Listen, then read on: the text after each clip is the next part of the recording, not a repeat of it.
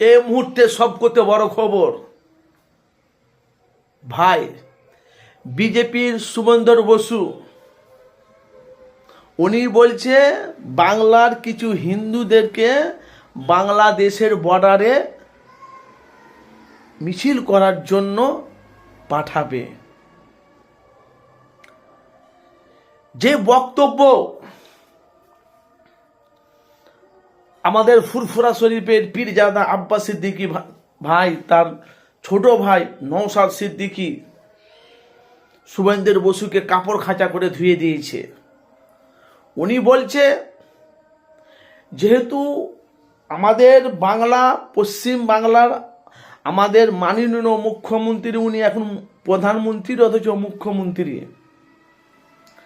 তারপরে প্লাস আমাদের নওশাদ সিদ্দিকী ভাইজান বলছে আমাদের বাংলার নাগরিকে বাংলাদেশের বর্ডার পাঠানো কোনো দরকার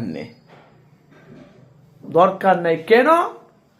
আমাদের বাংলার কিছু নেতা মন্ত্রী রয়েছে, একটা কল যদি করে সব বন্ধ হয়ে যাবে, কিন্তু এগুলোকে আমাদেরকে আশ্রয় দেওয়া যাবে না। ভাই আপনারা জানেন